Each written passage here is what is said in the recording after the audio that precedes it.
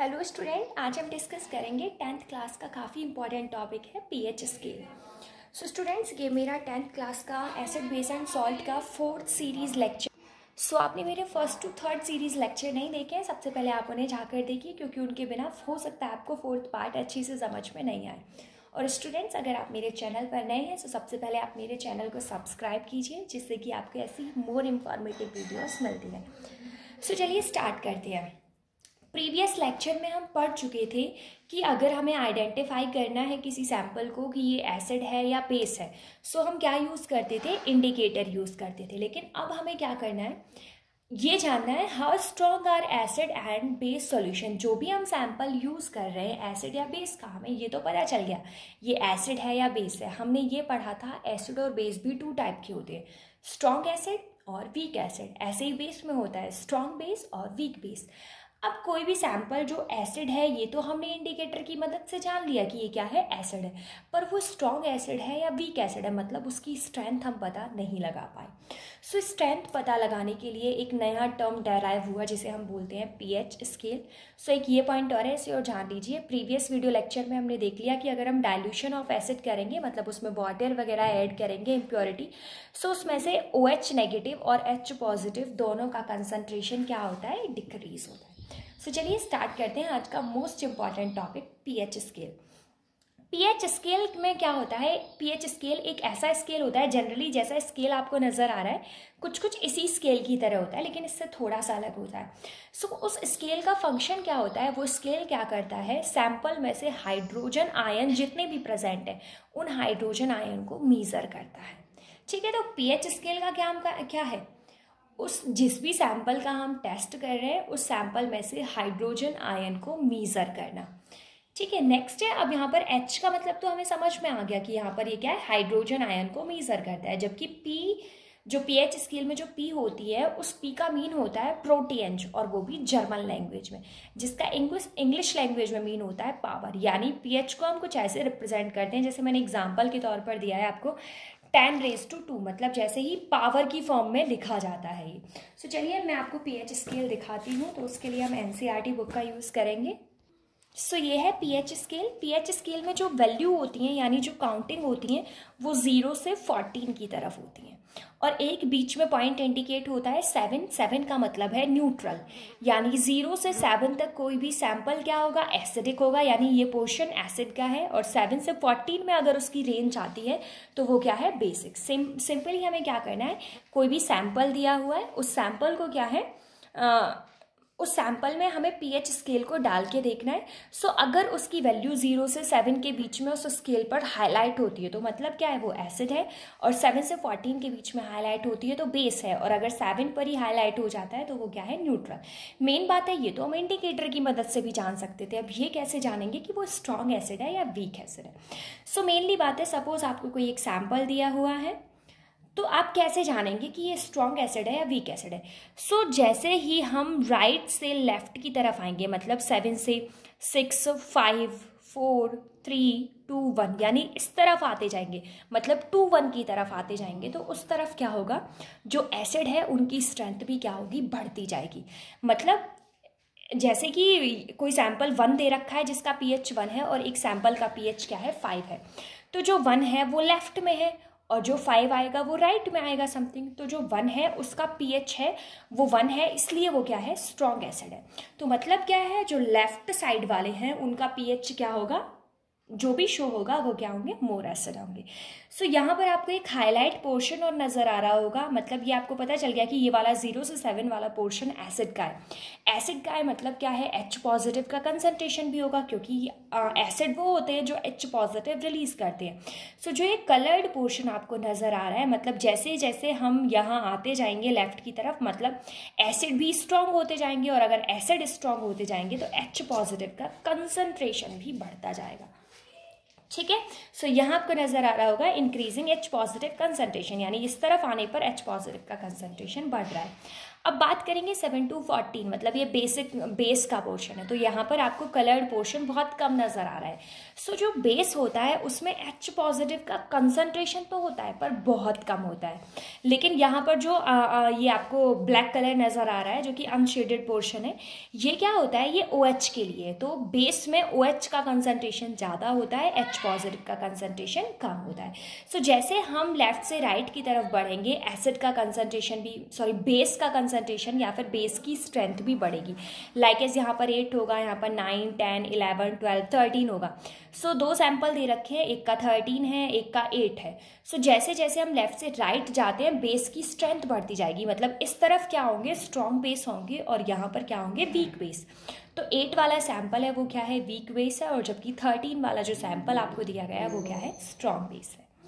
I hope आपको pH scale समझ में। अब जो हमारा नेक्स्ट टॉपिक है वो है importance of pH in our daily life. हमारी डेली लाइफ में पीएच का क्या रोल होता है, अब ये सब हमें पढ़ना है।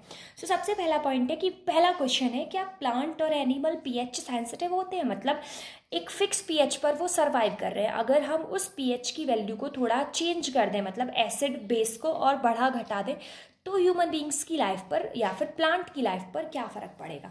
सो चलिए देखते हैं। सो हमारी बॉडी है वो एक फिक्स पीएच रेंज पर सर्वाइव करती है जो कि 7.0 से लेकर 7.8 तक की वैल्यू में होता है। नॉर्मली क्या है, लिविंग जो ऑर्गेनिज्म है जितने भी, वो एक नैरो पीएच रेंज पर सर्वाइव करते हैं। जैसे कि आपने देखा होगा, रेन है, नॉर्मल रेन है, समथिंग न्यूट्रल होती है, उसका पीएच न्यूट्रल मतलब 7 के आसपास होता है। लेकिन जो फर्स्ट रेन होती है उसमें क्या है, जो उसका पीएच होगा वो 5.6 हो जाता है। अगर रेन का पीएच 5.6 होता है तो उस रेन को ही हम एसिड रेन कहते हैं। अब एसिड रेन का जो वाटर है नॉर्मली रिवर में जाएगा, यानी नदियों में, तालाब वगैरह जितने भी वाटर के रिसोर्सेज हो उन सब में जाएगा। सो उसका पीएच रेंज की जो वैल्यू है वो लोअर में चली जाएगी, मतलब वो एसिड हो जाएगा, वाटर भी एसिडिक हो जाएगा।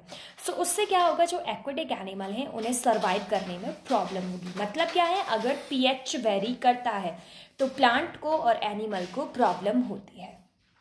नेक्स्ट है, आपको डू यू नो नज़र आ रहा होगा। इस डू यू नो में क्या देखना है कि अदर प्लैनेट होते हैं, क्या उन पर भी एसिड होता है। सो हम बात करेंगे वीनस की। वीनस पर क्या है, जो क्लाउड नज़र आते हैं वो समथिंग वाइट और येलोइश क्लाउड कुछ कुछ दूरी पर आपको नज़र आते हैं। वो क्लाउड किसके होते हैं, सल्फ्यूरिक एसिड के होते हैं। सो नेक्स्ट जो हमें स्टडीड करना है वो है पीएच, सॉइल का पीएच, कि सॉइल का पीएच कितना होता है और उस पीएच से प्लांट पर क्या इफेक्ट पड़ता है। सो जो प्लांट होते हैं एक स्पेसिफिक रेंज होगी कि उसी प्लांट पीएच की रेंज में प्लांट अच्छे से ग्रो करेंगे। सो जनरली क्या होगा, जो पीएच होता है सॉइल का, हर तरह की सॉइल का पीएच, क्योंकि आपको पता है सॉइल के भी बहुत टाइप होते हैं, तो हर टाइप की सॉइल का और हर जगह की सॉइल का पीएच चेंज होता है। सो आपको अगर पीएच चेक करना है सॉइल का तो उसके लिए आप एक्टिविटी 2.12 देखिए। आपको क्या करना है, 2 ग्राम सॉइल लेनी है एक टेस्ट ट्यूब में और उसमें क्या करना है, 5 ml वाटर फिल कर देना है। देन आपको क्या करना है, उन दोनों सैंपल को अच्छे से मिला देना है। उसके बाद आपको क्या है, फिल्टर पेपर से उसे छान लेना है। जो फिल्टरेट बचेगा उस फिल्टरेट को आपको यूनिवर्सल इंडिकेटर की मदद से चेक कर लेना है, आपको उसका पीएच पता चल जाएगा। अब नेक्स्ट है पीएच इन अवर डाइजेस्टिव सिस्टम। आपने बायो का फर्स्ट चैप्टर पढ़ा होगा, लाइफ प्रोसेस। लाइफ प्रोसेस में आपने देखा होगा कि जो हमारा स्टोमक होता है, स्टोमक में HCl रिलीज होता है और HCl का फंक्शन क्या होता है, प्रोटीन का डाइजेशन करना। सो उससे हमारी डेली लाइफ में या फिर उससे हमारी एक्टिविटीज़ पर क्या फ़र्क पड़ता है, ये सब हमें देखना है। सो जो हमारा स्टोमक है वो जनरली क्या है, HCl रिलीज करता है। सो ठीक है, तो मतलब क्या होगा, जो कि फूड और का डाइजेशन, फूड के डाइजेशन में मदद करता है। अब आपने देखा होगा बहुत बंदों को इनडाइजेशन हो जाता है, मतलब डाइजेस्ट फूड नहीं हो पाता है। तो इनडाइजेशन कब होता है, जब हमारी बॉडी में बहुत ज़्यादा एसिड, मतलब नॉर्मल एसिड से ज़्यादा एसिड रिलीज होता है। तो उसकी वजह से क्या होगा, जो हमें पेन फील होगा और जलन होगी। सो मेन क्या है, उस जो बीमारी होती है उस बीमारी से अगर हमें छुटकारा, यानी हमें क्या हो रही है, एसिडिटी हो रही है। अब हमें क्या है, एसिडिटी से छुटकारा पाना है। तो आपको पता है एसिड को न्यूट्रलाइज अगर आपको करना है तो आपको बेस देना पड़ेगा। तो उसके लिए जो हम यूज़ करते हैं उन्हें हम क्या बोलते हैं, एंटासिड। एंटा मतलब एंटी एसिड, यानी जो एसिड के अपोजिट काम करे। सो एसिड के अपोजिट कौन काम करता है, बेस। तो उस टाइम पे प्रेफर किया जाता है कि बंदे को भेज दीजिए। आपने देखा होगा इनो देते हैं। सो मेनली क्या है, अगर हम बात करें सो उस टाइम पर हम क्या है, एक्सेस एसिड को ख़त्म करने के लिए, उसे डिस्ट्रॉय करने के लिए बेस का यूज़ करते हैं। काफ़ी अच्छा जो बेस होता है वो है मैग्नीशियम हाइड्रोक्साइड यानी MgOH का होल ट्वाइस, जिसे हम मिल्क ऑफ मैग्नीशिया भी कहते हैं। सो ये क्या करता है, एसिडिटी को बहुत ही अच्छे से और बहुत ही आसानी से डिस्ट्रॉय कर देता है, मतलब उसे न्यूट्रलाइज कर देता है। नेक्स्ट है pH change as the cause of the tooth decay. So जो हमारा माउथ होता है, हमारा माउथ का जो pH है वो 5.5 से थोड़ा सा ज़्यादा होता है। अब क्या है, टूथ डिके बंदे को तब स्टार्ट होता है जब उसका pH 5.5 से कम होने लगता है। हमारी टीथ की एक कवरिंग होती है जिसे कि हम क्या बोलते हैं, एनामेल बोलते हैं। एनामेल इस लेयर को बोलते हैं। सो ये एनामेल होती है, ये कैल्शियम फॉस्फेट की बनी होती है और जो कि हमारे बॉडी का काफ़ी हार्डेस्ट पार्ट होता है। सो मेनली क्या है, इस एनामेल को हम डिसॉल्व नहीं कर सकते किसी भी चीज़ से। सो क्या होगा, जैसे ही हमारे माउथ का pH क्या है 5.5 से कम होने लगता है यानी एसिडिक होने लगता है, तो जो हमारी एनामेल होती है यानी जो हमारे टीथ के ऊपर की जो लेयर होती है वो क्या होने लगती है, कोरोड होने लगती है। ठीक है, अगर pH 5.5 से कम होगा तो टीथ की लेयर क्या होने लगेगी, कोरोड होने लगेगी, और जिसे हम क्या बोलते हैं, टूथ डिके बोलते हैं। सो जनरली होता क्या है, हमारे माउथ में क्या है, बैक्टीरिया प्रेजेंट होते हैं और क्या वो एसिड रिलीज करते हैं। सो उस एसिड का फंक्शन क्या होता है, जो भी जो शुगर होती है और जो फूड पार्टिकल है हमारे माउथ में, उनका डिग्रेडेशन करना। ठीक है, अब क्या होगा, खाने के बाद ये जो खाने के बाद डिग्रेडेशन होता है वो क्या करता है, ये एसिड करता है। अब हमें क्या चाहिए कि जो खाने के बाद हमें तुरंत अपने माउथ है उसे किसी भी क्लीनर के थ्रू क्लीन कर लेना चाहिए, क्योंकि क्या होगा, हमारे माउथ में मैंने बताया बैक्टीरिया एसिड रिलीज करते हैं। सो एसिड क्या है, अगर आप खाने के बाद उस मुंह को, मतलब आप पानी नहीं पिएंगे या फिर टूथपेस्ट नहीं करेंगे तो जो बैक्टीरिया हैं वो ज़्यादा एसिड रिलीज करेंगे। एसिड रिलीज करेंगे तो हमारे माउथ का जो pH है वो 5.5 से लो हो जाएगा और जो इनामेल है वो क्या होगी, कोरोड हो जाएगी। सो इसीलिए एडवाइस दी जाती है कि खाने के बाद टूथपेस्ट कीजिए, क्योंकि टूथपेस्ट कैसा होता है, बेसिक नेचर का होता है। सो हमारे जो मुंह में जो बैक्टीरिया हैं जिन्होंने एसिड रिलीज किया है, ये उसके इफेक्ट को क्या करेगा, न्यूट्रलाइज करेगा और हमें टूथ डिके नहीं होगा। नेक्स्ट क्या है, सेल्फ डिफेंस में भी एनिमल यूज़ करते हैं केमिकल्स को। आपने देखा होगा, आपको कभी मधुमक्खी ने काटा है सो तुरंत आपको क्या है, बहुत ही पेन होता है और बहुत ज़्यादा इरिटेशन होती है। सो एडवाइस क्या दी जाती है कि आप वहाँ पर बेकिंग सोडा लगा लीजिए, क्योंकि baking soda as a base होता है। सो जो मधुमक्खी आपको काटती है, मधुमक्खी क्या करेगी, जिस भी पोर्शन से आपको काटेगी वहाँ पर मैथोनिक एसिड रिलीज होगा। सो वहाँ पर क्या है, मैथोनिक एसिड छोड़ जाती है वो। सो मैथोनिक एसिड है, सो एसिड से हमें इरिटेशन तो होगी ही, मतलब जलन होगी। सो वहाँ पर क्या करते हैं, हम तुरंत बेस लगा देते हैं तो एसिड का इफेक्ट क्या हो जाता है, न्यूट्रलाइज हो जाता है। सो आपने देखा कि एनिमल सेल्फ डिफेंस में भी एसिड को यूज़ करते हैं। कुछ एक तो प्लांट भी ऐसे होते हैं, जैसे कि नेटल की लीफ है, अगर नेटल की लीफ हमारे बॉडी के टच में भी आ जाती है सो उससे मैथोनिक एसिड हमारी बॉडी में रिलीज होगा, जिससे कि हमें बहुत ज़्यादा बर्निंग होगी। नेक्स्ट है, आपको नेटल लीव्स नज़र आ रही हैं, ये नेटल लीफ है। सो नेचर ने क्या है, इन सब चीज़ों का नेचर ने अगर कोई बनाया है तो उसका तोड़ भी बनाया है। नेटल क्या है, एक हर्बेसियस प्लांट है जो क्या है, अगर एक्सीडेंटली हमें टच हो जाए तो हमें काफ़ी पेन होगा।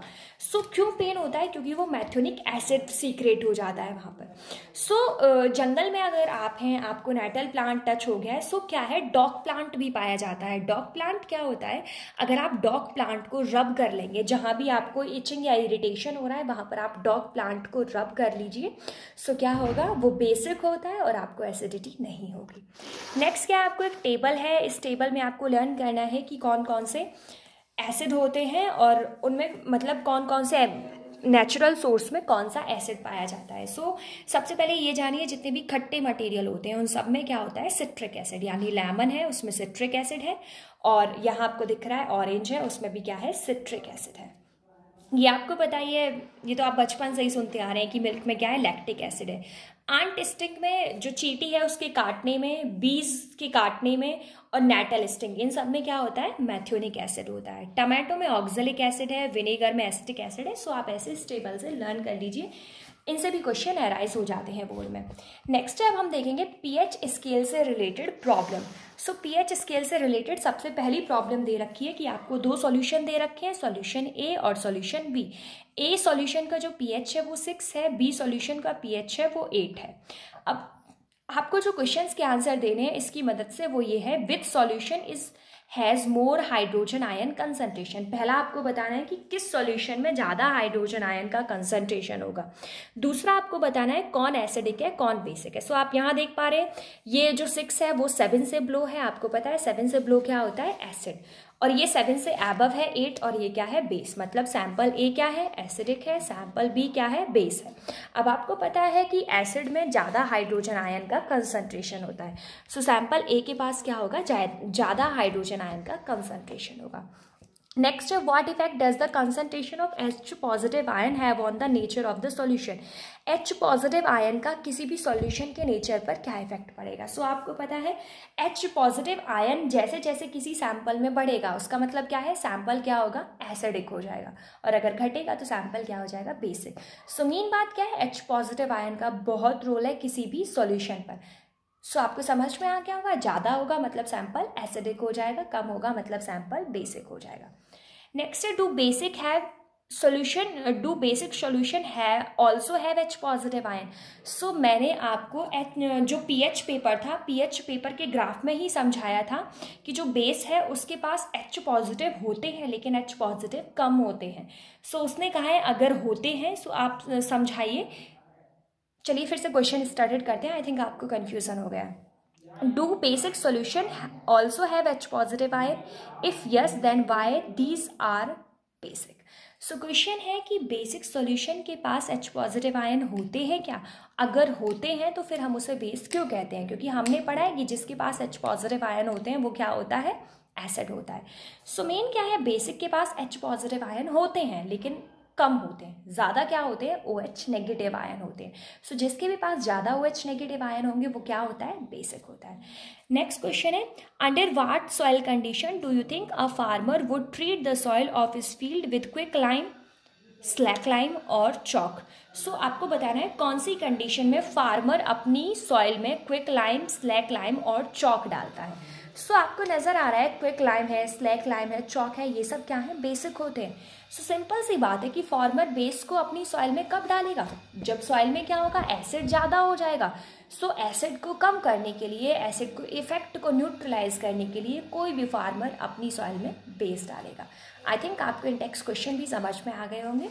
If you like this video please like, comment, share and subscribe my channel.